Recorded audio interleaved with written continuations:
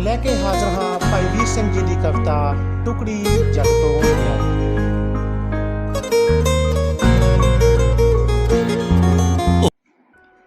प्यारे 12वीं जमात के बच्चों, प्यार भरी सत श्री अकाल। मैं मनमीत सिंह, पंजाबी मास्टर, सरकारी सीनियर सैकेंडरी स्कूल भिखीविंड, जिला तरनताਰਨ। अज 12वीं जमात लाजमी पंजाबी ਦੀਆਂ कवितावां की एक सीरीज़ शुरू करन जा रहा वां, जिस विच हर रोज़ एक कविता की व्याख्या भी करांगा, उसका केंद्री भाव भी तुहाडे नाल चर्चा दे विच करांगा और उसके जिहड़े वस्तुनिष्ठ प्रश्न उत्तर होणगे उन्हां दी चर्चा भी मैं करांगा।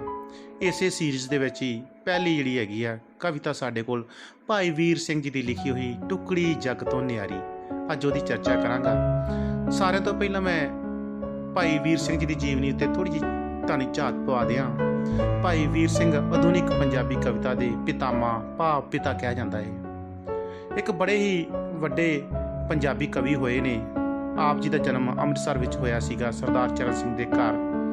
आपने 10वीं की प्रीख्या पास करने उपरंत जिहड़ा सीगा कॉलेज की पढ़ाई करन दी थां ते अपने आप ही जिहड़ा सी सवे अध्ययन उहनूं जारी रखिया। भाई वीर सिंह की जिहड़ी कविता है रवायती छंद बंद कविता चों कढ के आधुनिक कविता जिहड़ी है छंद मुक्त कविता विच लिआउण विच उन्होंने वड्डा रोल अदा कीता सीगा। उन्हां दी कविता दे विच रिहासवाद, परमात्मा नाल प्यार, कुदरती नज़ारा, देश प्यार का जज्बा, प्रकृति चित्रण, वलवला, संगीत, ये चीज़ां उन्हां दी कविता दे विच मुख जिहड़ा तुरा रहीआं ने। अज जिहड़ी कविता है टुकड़ी जग तो न्यारी, ये भी प्रकृति चित्रण नाल ही संबंधित है। प्यारे बच्चों, कविता दे वल आउने आ तां ये कविता जिहड़ी हैगी है ये भाई वीर सिंह जी ने कश्मीर की धरती बारे लिखी है कि कश्मीर की खूबसूरती की चर्चा ये बड़े सोहने तरीके दे नाल भाई वीर सिंह जी उन्होंने की है। कविता शुरू करते हैं। पहला मैं तुहानूं इहदी व्याख्या सारी कविता की कर दियां। अरशां दे विच कुदरत देवी सानूं नज़री आई कि जिहड़ी परमात्मा की खेड बनाउण वाली प्रकृति की देवी है वो आसमान दे विच बैठी हुई अज कुदरती नज़ारे वंडदी नज़र आई सी। उसन मंडल विच खिड़ी खेड दी खुशियां शहबर लाई, कहते कि चारे पासे खूबसूरती उहदे आले दुआले खेड रही सी ते खुशियां ने ही झड़ी लाई हुई सी, शहबर लाई हुई सी। दौड़ी ने एक मुठ भर ली थी, कहते कि इन्हां खुशियां दे विचों एक मुठ भरी उहने। इस विच की आया, ਉਹਦੇ ਵਿੱਚ ਕੀ ਆ ਗਿਆ। ਫਿਰ ਉਸ ਮੁੱਠ ਭਰੀ ਦੇ ਵਿੱਚੋਂ ਪਰਬਤ, ਟਿੱਬੇ ਤੇ ਕਰੇਵੇਂ। ਪਰਬਤ ਆਏ ਵੱਡੇ ਵੱਡੇ ਬਰਫਾਂ ਲੱਦੇ ਪਹਾੜ, ਟਿੱਬੇ ਜਿਹੜੇ ਮੈਦਾਨੀ ਇਲਾਕੇ ਦੇ ਵਿੱਚ ਟਿੱਬੇ ਸੀ ਉੱਚੇ ਉੱਚੇ ਉਹ ਨਜ਼ਰ ਆਏ। ਕਰੇਵੇ ਯਾਨੀ ਕਿ ਡੂੰਘੀਆਂ ਘਾਟੀਆਂ ਵੀ ਆ ਗਈਆਂ ਉਹਦੀ ਮੁੱਠੀ ਦੇ ਵਿੱਚ ਮੈਦਾਨ ਸੁਹਾਇਆ ਤੇ ਸਾਰਾ ਕੁਝ ਇਸ ਮੈਦਾਨ ਦੇ ਵਿੱਚ ਸੁੱਟ ਦਿੱਤਾ। ਚਸ਼ਮੇ, ਨਾਲੇ, ਨਦੀਆਂ, ਝੀਲਾਂ, ਨਿੱਕੇ ਜਿਹੇ ਸਮੁੰਦਰ, ਨਾਲ ਹੀ ਉਸ ਮੁੱਠੀ ਦੇ ਵਿੱਚ ਚਸ਼ਮੇ ਆਏ ਜਿਹੜੇ ਪ੍ਰਕਿਰਤਿਕ ਤੌਰ ਤੇ ਧਰਤੀ ਦੇ ਵਿੱਚੋਂ ਪਾਣੀ ਨਿਕਲ ਰਿਹਾ ਸੀਗਾ, ਪਹਾੜਾਂ ਦੇ ਵਿੱਚੋਂ ਫੁੱਟ ਰਿਹਾ ਪਾਣੀ ਚਸ਼ਮਿਆਂ ਦਾ।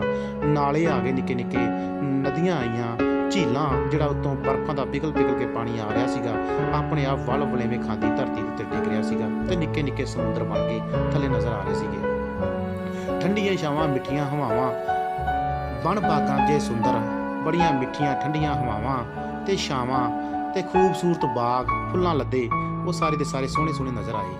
ਬਰਫਾਂ, ਮੀਂਹ, ਧੁੱਪਾਂ ਤੇ ਬੱਦਲ, ਰੁੱਤਾਂ ਦੇ ਮੇਵੇ, ਨਾਲ ਹੀ ਮੀਂਹ ਵੀ ਆ ਗਏ, ਬਰਫਾਂ ਪੈਂਦੀਆਂ ਠੰਡ ਵੀ ਆ ਗਈ, ਧੁੱਪਾਂ ਦੀ ਗਰਮੀ ਵੀ ਆ ਗਈ ਨਿੱਘੀ ਨਿੱਘੀ ਤੇ ਬੱਦਲ ਵੀ ਆ ਗਏ ਤੇ ਸਾਰੀ ਤਰ੍ਹਾਂ ਦੀਆਂ ਰੁੱਤਾਂ ਵੀ ਉਸ ਮੁੱਠੀ ਦੇ ਵਿੱਚ ਭਰ ਗਈਆਂ। ਅਰਸ਼ੀ ਨਾਲ ਨਜ਼ਾਰੇ ਆਏ ਉਸ ਮੁੱਠੀ ਵਿੱਚ ਸਾਰੇ, ਉਸ ਮੁੱਠੀ ਦੇ ਵਿੱਚ ਸਾਰੇ ਦੇ ਸਾਰੇ ਨਜ਼ਾਰੇ ਜਿੰਨੇ ਵੀ ਸੀਗੇ ਪ੍ਰਕਿਰਤੀ ਦੇ ਕੁਦਰਤੀ ਨਜ਼ਾਰੇ ਉਹ ਸਾਰੇ ਭਰ ਗਏ।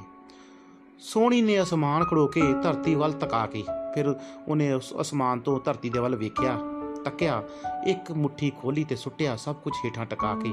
ਫਿਰ ਮੁੱਠੀ ਖੋਲ ਦਿੱਤੀ ਤੇ ਸਾਰਾ ਕੁਝ ਹੇਠਾਂ ਧਰਤੀ ਦੇ ਉੱਤੇ ਸੁੱਟ ਦਿੱਤਾ।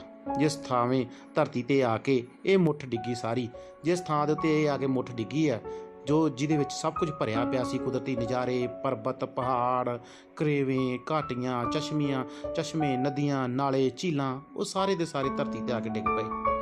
ਉਸ ਥਾਂ ਕਸ਼ਮੀਰ ਬਣ ਗਿਆ ਟੁਕੜੀ ਜਗ ਤੋਂ ਨਿਆਰੀ, ਤੇ ਉਹ ਜਿਹੜੀ ਜਗ੍ਹਾ ਸੀਗੀ ਉਹ ਬਣ ਗਈ ਕਸ਼ਮੀਰ ਤੇ ਸਾਰੀ ਦੁਨੀਆ ਤੋਂ ਵੱਧ ਖੂਬਸੂਰਤ ਜਗ੍ਹਾ ਜਿਹੜੀ ਸੀਗੀ ਉਹ ਉਸ ਜਗ੍ਹਾ ਦੇ ਉੱਤੇ ਆ ਕੇ ਟਿਕ ਗਈ, ਜਿਹਨੂੰ ਸਾਰੇ ਦੇਖਣਾ ਚਾਹੁੰਦੇ ਨੇ। ਹੈ ਧਰਤੀ ਪਰ ਛੂਹ ਅਸਮਾਨੀ, ਧਰਤੀ ਦਾ ਹਿੱਸਾ ਹੀ ਹੈ ਪਰ ਕੀ ਹੋਇਆ, ਇੱਕ ਸਵਰਗ ਦਾ ਨਜ਼ਾਰਾ ਅਸਮਾਨੀ ਸ਼ੋਅ ਬਣਾ ਕੇ ਸਵਰਗ ਦੇ ਨਜ਼ਾਰੇ ਦੀ ਤਰ੍ਹਾਂ ਧਰਤੀ 'ਤੇ ਟਿਕ ਗਿਆ, ਸੁੰਦਰਤਾ ਵਿੱਚ ਲਿਸ਼ਕੇ ਤੇ ਉਹਦੇ ਵਿੱਚ ਬੜੀ ਖੂਬਸੂਰਤੀ ਜਿਹੜੀ ਆ ਸਾਰੀ ਦੁਨੀਆ ਭਰ ਦੀ ਖੂਬਸੂਰਤੀ ਉਸ ਇਲਾਕੇ ਦੇ ਵਿੱਚ ਉਸ ਧਰਤੀ ਦੇ ਉੱਤੇ ਭਰ ਗਈ ਹੈ। ਧਰਤੀ ਦੇ ਰਸ, ਸਵਾਦ, ਨਜ਼ਾਰੇ, ਅਰਸ਼ ਦੀ ਚਮਕੇ ਤੇ ਐਂ ਲੱਗਦਾ ਜਿਵੇਂ ਪਰਮਾਤਮਾ ਆਪ ਉਹਦੇ ਵਿੱਚ ਵਾਸ ਕਰ ਰਿਹਾ ਏ। ਸਾਰੇ ਤਰ੍ਹਾਂ ਦੇ ਰਸ ਨੇ, ਸਾਰੇ ਤਰ੍ਹਾਂ ਦੇ ਭਾਵ ਨੇ, ਸਵਾਦ ਨੇ, ਨਜ਼ਾਰੇ ਨੇ ਉਸ ਜਗ੍ਹਾ ਦੇ ਵਿੱਚ। ਉਸ ਜਗ੍ਹਾ ਦਾ ਨਾਮ ਕਸ਼ਮੀਰ, ਜਿਹੜੀ ਬਹੁਤ ਹੀ ਖੂਬਸੂਰਤ ਜਗ੍ਹਾ ਏ। ਸੋ ਪਿਆਰੇ ਬੱਚਿਓ, ਹੁਣ ਇਸ ਤੋਂ ਵਿੱਚੋਂ ਵਸਤੂਨਿਸ਼ਟ ਪ੍ਰਸ਼ਨ ਉੱਤਰ ਮੈਂ ਪੜਾਂਗਾ ਤੇ ਉਹਨਾਂ ਦਾ ਜਵਾਬ ਦਿਆਂਗਾ। ਪਹਿਲਾ ਸਵਾਲ ਹੈ, ਟੁਕੜੀ ਜੱਗ ਤੋਂ ਨਿਆਰੀ ਕਵਿਤਾ ਦੇ ਕਵੀ ਦਾ ਨਾਮ। ਤੁਹਾਨੂੰ ਪਤਾ ਹੀ ਹੈ ਪਿਆਰੇ ਬੱਚਿਓ, ਕਵੀ ਦਾ ਨਾਮ ਕੀ ਹੈ? ਭਾਈ ਵੀਰ ਸਿੰਘ ਜੀ। ਦੂਸਰਾ ਸਵਾਲ, ਤੁਹਾਡੀ ਪਾਠ ਪੁਸਤਕ ਸ਼ਾਮਲ ਭਾਈ ਵੀਰ ਸਿੰਘ ਜੀ ਦੀ ਕਵਿਤਾ ਦਾ ਨਾਮ ਲਿਖੋ। ਤੇ ਭਾਈ ਵੀਰ ਸਿੰਘ ਜੀ ਦੀ ਕਵਿਤਾ ਜਿਹੜੀ ਅਸੀਂ ਪੜ੍ਹ ਕੇ ਹਟੇ ਹਾਂ, ਉਹਦਾ ਕੀ ਨਾਮ ਹੈ ਪਿਆਰੇ ਬੱਚਿਓ? ਉਸ ਦਾ ਨਾਮ ਹੈ ਤਾਂ ਟੁਕੜੀ ਜੱਗ ਤੋਂ ਨਿਆਰੀ।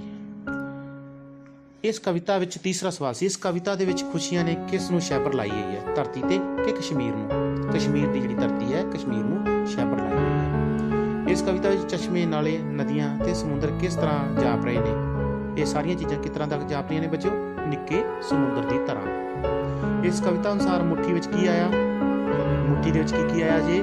ਪਰਬਤ, ਟਿੱਬੇ, ਕਰੇਵੇਂ, ਚਸ਼ਮੇ, ਨਦੀਆਂ, ਨਾਲੇ ਤੇ ਸਾਰੀਆਂ ਤਰ੍ਹਾਂ ਦੀਆਂ ਰੁੱਤਾਂ। ਉਹ ਥਾਂ ਕਸ਼ਮੀਰ ਬਣ ਗਿਆ ਡੈਸ਼ ਜੱਗ ਤੋਂ ਨਿਆਰੀ। ਇਸ ਕਵਿਤਾ ਦੇ ਵਿੱਚ ਲੈਣ ਆਈ ਹੈ ਤੇ ਉਹ ਜਿਹੜੀ ਖਾਲੀ ਥਾਂ ਵਾ, ਉਸ ਥਾਂ ਕਸ਼ਮੀਰ ਬਣ ਗਿਆ ਟੁਕੜੀ। ਟੁਕੜੀ ਸ਼ਬਦ ਭਰਨਾ ਹੈ ਆਪਾਂ, ਜੱਗ ਤੋਂ ਨਿਆਰੀ। ਹੁਣ ਇਸ ਦਾ ਕੇਂਦਰੀ ਭਾਵ ਹੈ ਪਿਆਰੇ ਬੱਚਿਓ, ਕੇਂਦਰੀ ਭਾਵ ਦੇ ਵਿੱਚ ਅਸੀਂ ਲਿਖਾਂਗੇ ਕਿ ਕਵੀ ਨੇ ਬੜੇ ਖੂਬਸੂਰਤ ਤਰੀਕੇ ਦੇ ਨਾਲ ਦੱਸਿਆ ਹੈ ਕਿ ਜਦੋਂ ਪਰਮਾਤਮਾ ਨੇ ਦੁਨੀਆ ਭਰ ਦਾ ਹੁਸਨ ਇਕੱਠਾ ਕਰਨਾ ਸੀਗਾ, ਖੂਬਸੂਰਤੀ ਇਕੱਠੀ ਕਰਨੀ ਸੀਗੀ, ਤਾਂ ਆਪਣੀ ਮੁੱਠੀ ਭਰੀ ਉਹਦੇ ਵਿੱਚ ਪਰਬਤ, ਪਹਾੜ, ਕਰੇਵੇਂ, ਚਸ਼ਮੇ, ਨਦੀਆਂ, ਨਾਲੇ, ਸਭ ਪ੍ਰਕਾਰ ਦੀਆਂ ਰੁੱਤਾਂ, ਭਾਵ ਸਾਰੀਆਂ ਤਰ੍ਹਾਂ ਦੀਆਂ ਖੂਬਸੂਰਤੀਆਂ ਜਿਹੜੀਆਂ ਸੀਗੀਆਂ ਪ੍ਰਕਿਰਤਿਕ, ਉਹ ਸਾਰੀਆਂ ਉਹਦੀ ਮੁੱਠੀ ਦੇ ਵਿੱਚ ਆ ਗਈਆਂ। ਉਹਨਾਂ ਨੂੰ ਟਕਾ ਕੇ ਧਰਤੀ 'ਤੇ ਸੁੱਟ ਦਿੱਤਾ ਤੇ ਜਿਸ ਥਾਂ 'ਤੇ ਸੁੱਟਿਆ ਉਸ ਜਗ੍ਹਾ ਦਾ ਨਾਮ ਕੀ ਹੈ? ਕਸ਼ਮੀਰ ਦੀ ਧਰਤੀ ਬਣ ਗਿਆ। ਸੋ ਪਿਆਰੇ ਬੱਚਿਓ, ਇਹ ਸੀ ਅੱਜ ਕਵਿਤਾ ਭਾਈ ਵੀਰ ਸਿੰਘ ਜੀ ਦੀ ਟੁਕੜੀ ਜੱਗ ਤੋਂ ਨਿਆਰੀ। ਔਰ ਇਸ ਨੂੰ ਇੱਕ ਵਾਰੀ ਬੜੇ ਧਿਆਨ ਨਾਲ ਸੁਣ ਕੇ ਇਹਨੂੰ ਫਿਰ ਇੱਕ ਵਾਰੀ ਰਿਵਾਈਜ਼ ਕਰਿਓ ਜੀ ਸਾਰੀ ਕਵਿਤਾ ਨੂੰ, ਇਹਦਾ ਕੇਂਦਰੀ ਭਾਵ ਅਤੇ ਛੋਟੇ ਸਵਾਲ, ਤੁਸੀਂ ਇਹਨਾਂ ਦੇ ਉੱਤੇ ਬਹੁਤ ਧਿਆਨ ਦੇਣਾ ਹੈ। ਸੋ ਪਿਆਰੇ ਬੱਚਿਓ, ਫਿਰ ਕਿਸੇ ਟੌਪਿਕ ਦੇ ਨਾਲ ਤੁਹਾਨੂੰ ਮਿਲਦਾ ਹੈ। ਪਿਆਰ ਭਰੀ ਸਤਿ ਸ੍ਰੀ ਅਕਾਲ।